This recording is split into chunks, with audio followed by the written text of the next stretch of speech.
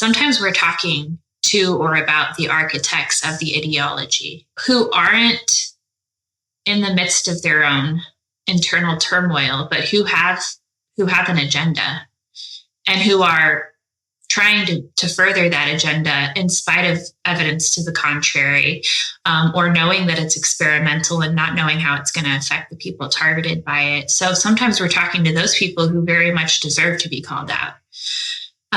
Other times we're talking to the people who are being influenced, who are in their own turmoil. And that's where we have to go out of our way to make sure that kindness is coming through and that our compassion is being heard in the words that we're saying.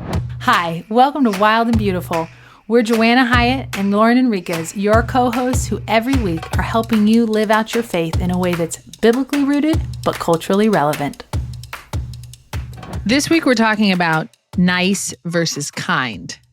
And I would just like to share a story from this last week where I was convicted on this. Okay, Lauren, I know you have your specific pens, as I do. We've talked about this, like the pens that we love. Yeah, okay.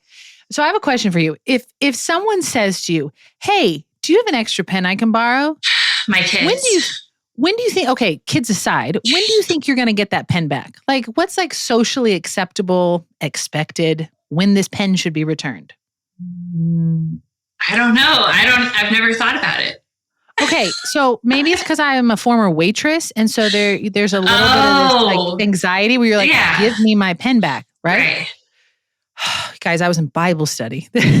Great start. I'm in Bible study probably, 6 weeks ago, and someone in the group pipes up, does anyone have an extra pen? I'm like, I have an extra pen. I will allow you to borrow it. It's one of the pens I like. It's the right amount of ink. It's all the things. Yeah. So I give it to her. Pen does not get returned at the end of the Bible study time. I'm like, okay, it's fine. Later, she texts me. Thanks for letting me borrow your pen. I'm like, yeah, no problem. I'm waiting for, sorry, I forgot to give it back to you. Doesn't happen. I see her continually using said pen at Bible study. So imitation is the greatest form of flattery. But I'm just looking, I'm like, that's my pen, right? That's like, I'm in Bible study. I'm supposed to be all charitable. And then this last week, we're signing cards because our group has like 7 women that are pregnant. It's insane. If you have fertility issues, come to my Bible study group. Yes, you'll be blessed. I freaked out the women over 60 though, because I was like, listen, Sarah was in her 90s, so don't discount it. But I needed a pen. I didn't have a pen to sign. I did not have a pen to sign the card. But your pen was there. She's using my pen. I said, can I borrow the pen? I borrow the pen. I'm done signing. And she looks at me like, and now you're going to give it back. And I gave back my own pen. Oh my gosh. And I was so annoyed. Yeah, I'm very possessive of my pens. I do understand. And I wanted to just say, would it be okay for me to now take back my pen? You done borrowing it? But no, I hand that pen right back like it's hers and had to walk out and be like, I'm trying to be gracious and merciful. And of course, what we're studying is the book of Micah, where it says in there, what does the Lord require of you but to act justly and love mercy? And, I'm like, so the merciful thing is to get over the pen. Yeah. And what is it when someone takes your cloak, you're also supposed to give them your shoes or something. So you really should have not only given her the pen, but also your notebook and your firstborn child. I should have, but it sounds petty, y'all, but I bet you if you have pen, like you lent someone a pen and you expected to get it back. Yep. And it's not going to happen. And then my pen that I found in my bag ran out of ink as I was taking notes. It was great. I have the Bic Gelosity. I buy them by the box because my kids take them. And I have lots of other pens. And my kids also recognize that these are the superb pen. And so they now will no longer use any other pen. So I've given up like trying to possess the pens, and I've just bought more than we could, run out of. Listen, and that is a good, generous attitude. I'm going to work on that as we talk about nice versus kind, because there is a difference, right? There is. And we're going to touch on that. Before we jump into this topic, though, other than wanting to know your favorite pens, we always want to know your favorite pens. You can send us pens. Now would be a good time to like this episode, to subscribe to our podcast. If you are new, you may not know that both Lauren and I are pregnant and going to have babies within a month of each other. So you want to be subscribed to the podcast so that you know when we come back from having those little humans. So subscribe it, share it. I'm excited about today's topic and conversation because this is a constant tension, I think, for believers, for culture. I've sort of been wrestling through it, not just with the pen, as we'll talk about. I sound so petty. Now everyone's going to send me a bunch of pens. That wouldn't be a bad gift. It wouldn't be a bad gift as long as it's the right pens. Okay. So anyway, there, business out of the way. Let's dive into nice versus kind because those are different. Yeah. I'm going to talk about what inspired this episode for us here at Wild and Beautiful.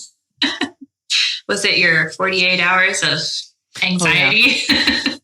Okay, so if y'all listened to last week's episode, I almost took it down. Yeah, she hemmed and hawed over whether we would post it at all. And then now she can't bring herself to go back and listen to it because she thinks she was really mean, but I don't think so. So, I mean, maybe you guys can weigh in. Was Jo mean in our last episode? Was she ranty? I felt like you were saying things that were true that needed to be said, but can be misinterpreted as not nice. Nice. But are they kind? Yes, I think that's part of my my tension is in speaking the truth. I mean, listen, I fully expect at times I'm going to be misunderstood. I've embraced that. Even in being rather straightforward. One of my brothers the other day was like, "Wow, you are not like most women." It's like, okay. My mom went so far as to say, because it's a little bit masculine to do that. But I do still care. He's like, yeah, you don't seem to care what people's feelings are going to be. I'm like, well, I care to a point in the sense that I won't probably compromise the truth for your feelings, but I don't ever want to be saying things in a way to intentionally hurt or offend. And one of the things I actually really dislike is being misunderstood. It's like, no. I mean the best for you. And so I think my tension from last week's episode is I get going because of righteous anger, but it comes off maybe harsh. Ask my children how that works in parenting. That's your anxiety, is that it's coming off as harsh, which to me, that just the very fact that you're anxious about that, it shows a good, your words are coming from a good place. Well, thank you. Yeah. Because the things we talk about here, friends, and we're going to revisit it, but last week's episode specifically, when we were talking about transgenderism, is I know that while we are talking about an issue, the people involved in that are hurting. And there's just so much going on there, and they're not often in a place to hear truth right away. Now, their parents, we have another conversation about that, but trying to manage that tension is, this happens with abortion too. We're going to speak the truth because lives are on the line. And yet we know when people are in crisis mode, they don't hear things the same way. Yeah, that's a good point. And we talk about a lot of times with controversial issues like abortion and transgenderism. Sometimes, and I don't know if we always make this distinction, sometimes we're talking to or about the architects of the ideology. That's good. Who aren't in the midst of their own internal turmoil, but who have an agenda. Yep. And who are trying to further that agenda in spite of evidence to the contrary, or knowing that it's experimental and not knowing how it's going to affect the people targeted by it. So sometimes we're talking to those people who very much deserve to be called out. Other times we're talking to the people who are being influenced, who are in their own turmoil. And that's where we have to go out of our way to make sure that kindness is coming through and that our compassion is being heard in the words that we're saying. I think you just clarified it for me. Yes. My anger is at those who are using children who are confused, even using parents who are trying to figure out how to best love their kids. In the issue of transgenderism, I'm not mad at transgender people. Right. But I'm mad at what I see is essentially the abuse of their pain, their vulnerability, their confusion. Same thing with the abortion industry. We know, man, the abortion industry is the worst, and they take advantage of broken women. Yeah. Whether the women are working for them or coming in as clients. And so, yes, nailed it. Thank you. Well, yeah, and sometimes it's hard to look at an issue and see everyone as an individual going through their own thing, because there's different levels of culpability when it comes to abortion, transgenderism, et cetera. You have women who fully understand what they're doing when they undergo an abortion. And then you have women who are being forced into it, or who have no idea what actually happens in an abortion. And we can't look at abortion-seeking women as a monolith.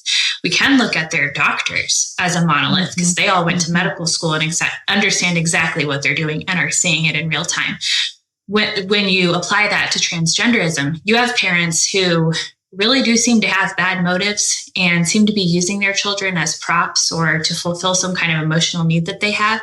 And then you have parents like the parents of Chloe Cole, this very courageous detransitioner, a young woman who, since she was like 12, started the transition to become a boy. And then when she was 16, started to reverse that process.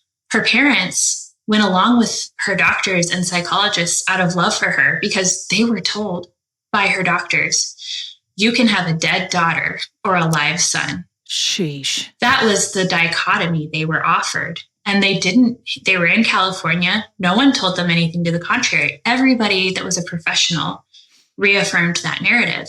So you look at those parents and you say, yeah, I totally understand why you put your kid on hormones. People are individuals. So yeah, I think it's understanding who we're talking to and trying to best understand who we're talking to when we're talking. It's hard with a podcast like this where we're commenting on ideologies. And it can be misinterpreted as, oh, you're talking to a confused teenager or a broken woman. And that's not what our goal is. Absolutely. That's a great transition into defining what is nice versus what is kind. How would you define it? Well, I did look up the dictionary definitions. Okay.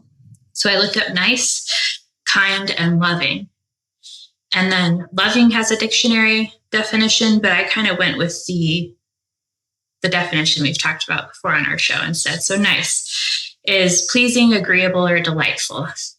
I would say nice. There's like an element of immediate gratification and like positive emotion that's always tied to nice. And it's good to be nice in most cases. We're not saying this is not permission to go and not be nice to people. Kind is having, showing, or proceeding from benevolence. So that's different. And benevolence is desiring to help others or being charitable, which leads us to loving, because charity and love, we know, are virtues that mean the same thing. And loving, as we've said before, and this is my chosen definition, it's to will the good of another without regard to the cost to ourselves. The Catechism defines charity as a virtue, as the virtue by which we love God above all things for his own sake, and our neighbor as ourselves for love of God. And I think those three kind of attitudes can really guide like how we present our words, how we address people, how we approach people, how we evaluate situations. Is this situation just like a brief encounter with someone at the grocery store where you're obviously going to defer, you're going to be nice. Like, you don't know this person. You haven't had enough time talking to them to be anything but nice. You're going to be nice. You're going to go for the positive emotion, leave them with a smile on their face and move on with your day. Or is this your best friend who's going through something and might need to hear a hard truth, which you can say to them in kindness, but it wouldn't be loving to be nice, because nice would mean protecting their immediate gratification and positive emotion. And saying something hard to somebody isn't necessarily nice. And you made a good point. You said Jesus wasn't always nice, but he was always kind. And I think that's really true if you look at scripture. Well, and nice to me always feels like you're doing the thing that's going to keep from ruffling feathers, like cause the least amount of tension. And that's not always a bad thing, right? Like if you're at the grocery store, like, is that really the place to get into a fight? During COVID, people did, and it was awkward. Yeah. Like, guys, let's be nice, okay? But to me, nice always feels a little like you're avoiding the big issue. Like if you're just nice in your marriage, you never really address the things that are problematic. And Listen, I did look up the definitions, and then I remembered that Merriam-Webster Dictionary has redefined what woman is, and so I don't trust them completely anymore. Mm-hmm. And so I also looked to scripture, and I looked up how many times is nice mentioned in the Bible. Mm-hmm. I couldn't find it, but I could find kindness. When we think of that classic chapter on love, 1 Corinthians 13, love is patient, love is kind. Or Galatians 5:22 says the fruit of the Spirit is love, joy, peace, patience, kindness. And so I love that you tied kindness with that running definition of love that we use, because there is an element to kindness that does involve tension at times and does involve rocking the boat, but it's done not from an attitude of, I'm just going to be right, but an attitude of love. And as it says in Micah, your kindness is pursuing justice, but with mercy. Those things go hand in hand. And we talked about that on our episode about leaning into controversy. So go back and listen to that one, by the way, because I think that was a great one of really fleshing this out a little bit. But yes, nice versus kind. Where do you think culture right now generally lands on? I think the biggest virtue in our culture, and I say virtue loosely because I believe virtue is a very specific thing, but I think that what our culture thinks virtue is non-judgmental. They think being non-judgmental is the greatest virtue that you can practice. That's obviously not defined clearly within our culture, because there are people groups, as we've discussed at length, that are free game for being judged. Practicing Christians being one of them. But I would say the prevailing, last week we did an episode on pop culture. I'd say the prevailing virtue in pop culture, which is dominated by a post-Christian worldview, is that judging people is the greatest sin, and non-judgmental attitude, meaning a relativistic attitude where you do what feels good to you and I don't get involved. And I support you and affirm you in your truth, even if it's different from my truth. That's the prevailing virtue, I think. Well, and judging has come to also even mean you can't hold an opposing viewpoint, even if you never communicate it. I just heard this last week about a situation out of Arizona, where Arizona Christian University has been working with the public school district they send their teaching students, they get their student teacher hours, and the school district gets extra teachers. And the school board, I think it's the Washington School Board, something about, unanimously decided to end the contract with ACU on the basis that this one school board member presents. I looked at their website, right? And their website is clear that they're promoting a biblical worldview. Doesn't even say anything about particular issues. And she says, well, how does that leave room? How can they hold different opinions? And how does that leave room for people with different opinions? I don't feel safe. The LGBTQ community is not going to feel safe. And they ended the contract. Now, what's interesting is there's never been a complaint lodged against any of these teachers. Of course not. And these teachers are not coming in to proselytize. They're coming in to teach. Simultaneously, by the way, the school district has a deficit of teachers available. And I thought, okay, now it's no longer good enough to say, I hold different views than you, but I'm not going to talk about them. It's the fact that you hold a different view that I no longer can allow or agree with. And that's now judgmental. To simply believe in your own heart, in your own mind, something totally different. Yeah, it's so ironic, and it shows such a lack of awareness of history too, because it's Christian cultures that have been the most tolerant of differing lifestyles, shall we say. We can at the same time say we think that action is a sin, while also not, like some religions and cultures do, say doing that thing merits being killed. Under Sharia law, you cannot be transgender. You cannot engage in a gay lifestyle. Christianity is very tolerant of people's freedom, while still being able to say, we think that's not good for you, and we think it's an offense against God, and yet we're not going to kill you for it. Exactly. And I think that's a great example of kindness, because when I look at kindness in scripture, right? Because I said, Jesus he wasn't really like about being nice, but he was kind. he didn't shy away from calling out a person's sin, whether that person was caught in adultery or that person was a Pharisee. Now, he did it differently based on who the person was.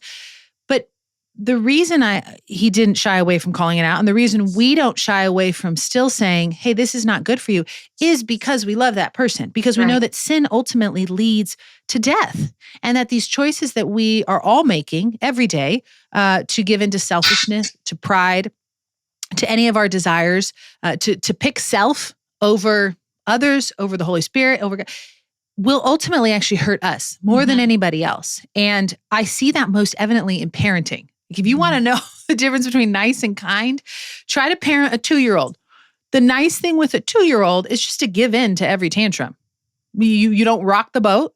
I'll tell you, by the way, you will not win because the tantrums will change. You gave them the sandwich cut exactly the way they wanted it. They're going to throw, you're going to make 17 sandwiches. But if you were to just be nice always to your children, you would actually raise tyrants. Yeah. It would be awful. My husband has a lot more patience with the need to let them be mad. I'm much more prone to be like, just cut the dang sandwich in the shape they want, because I don't want to hear them screaming. And he's like, no, that's not good for them. I'm like, I know, but I don't want to hear them screaming right now. But the kind thing is to say, well, you asked for it this way, and I did give it to you that way, and now you need to learn, like, let your yes be yes and your no be no. And if you don't have an opinion, like, okay, well, you can help make it, whatever. Right. And mercy is choosing, you know what? Okay, I'll cut the sandwich again versus, you know what? Not today. Sorry, today you need to learn this. Or here's a butter knife. Go cut it in whatever shape you want. I'm done. Exactly. And they cut it in the tiniest shapes, by the way. They cut crumbs. It's fantastic.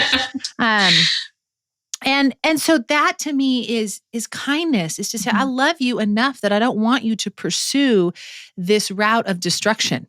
And that's what gets misinterpreted so often of those of us who are Christians, those who maybe would come down on the side of saying there is a right and a wrong, is that, well, you're mean. You don't care about the person. It's like, oh no, actually, we care so much about the person that we are willing to put ourselves in tension, to be misunderstood because of our love for you. And to have been, if we have to be the one person who said, slow down, think about this. This might not be good for you. Yeah. And we did the reading at all the masses in the Catholic Church this past recently, a week or two ago, on the woman at the well, Jesus' encounter with her. It was a very long gospel. My kids kept looking at me like, is this still going? But we acted that out at home because that was the daily reading fun. 1 week. Yeah, we stand for the gospel at Mass. And so my kids are standing there just like, wow, how long is this story? But it was, I hadn't heard it in a while, and I was listening to it and thinking about our conversation today and thinking kindness is really what he showed, because Jesus said some really hard things in that conversation. I mean, he called her out for having 5 husbands, and the man you're with today is not your husband.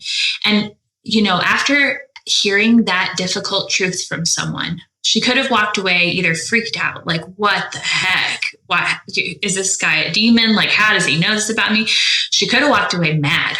Like, how dare you? This is my private life, or how dare you, round up the past or whatever. But no, what did she do? She ran back to her friends and was like, guys, you got to come meet this man.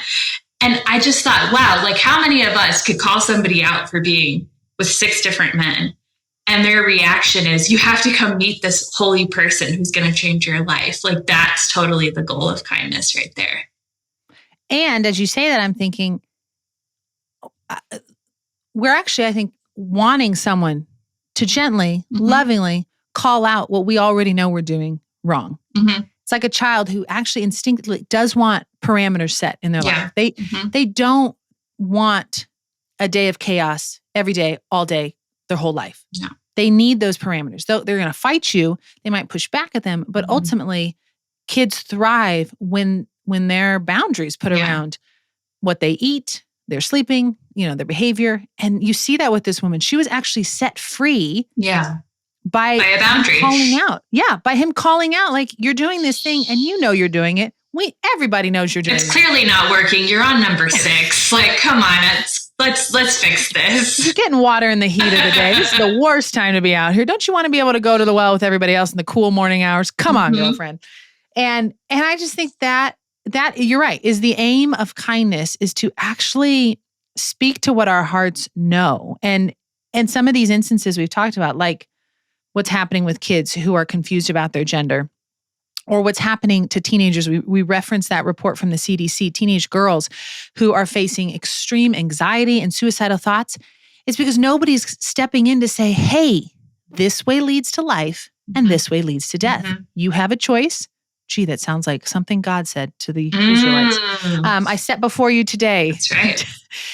And then they know what they're picking. And we're telling these kids, we're telling teenagers, we're telling young adults, hey, whatever you want to do is going to be great.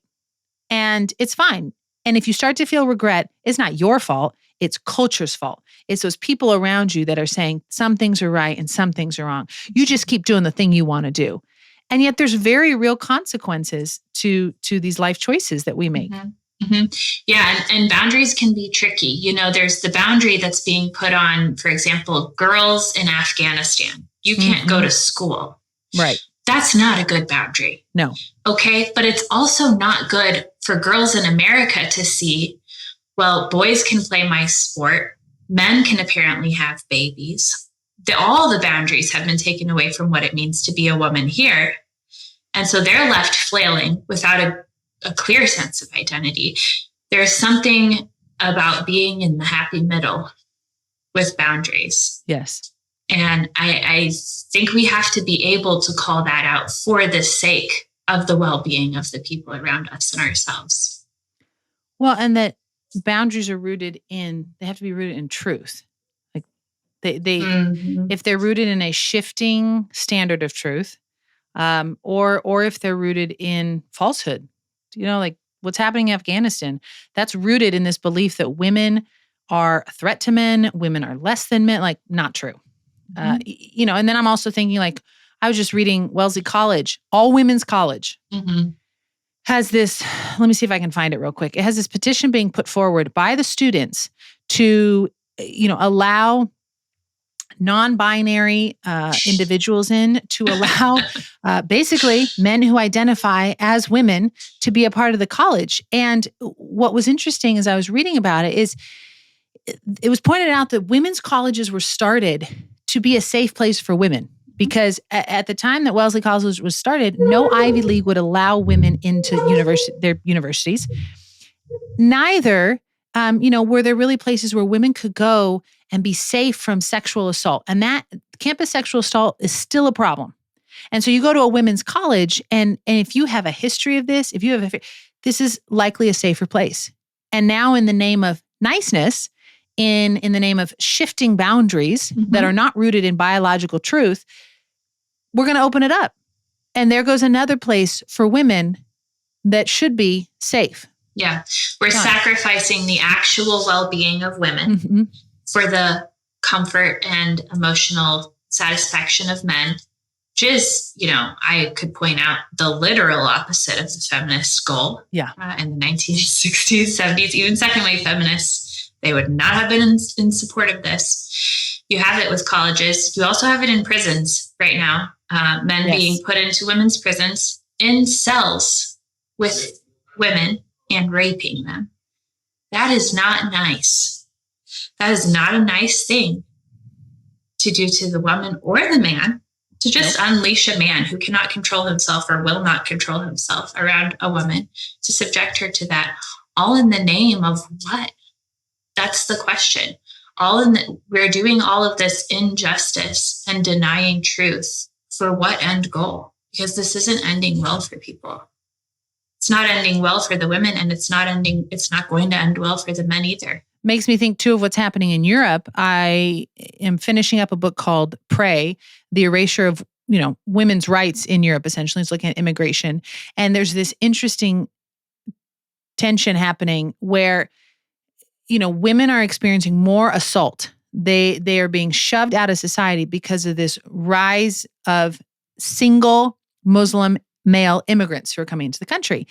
And yet, the woman who writes this is a Muslim herself, and she's an immigrant. So, she's one of them. And she says the problem is essentially that how does she put it? The race of the man trumps the gender of the victim. And so all these politicians are afraid of being mean, essentially. All these politicians are afraid of being seen as biased. And so in an effort to be nice, they're not protecting women. They're not prosecuting these men who are very much causing offenses to women as young as 11, and they're choosing nice over what is actually kind, and women are being shoved out of public places. Women are choosing to not go into specific parts of town.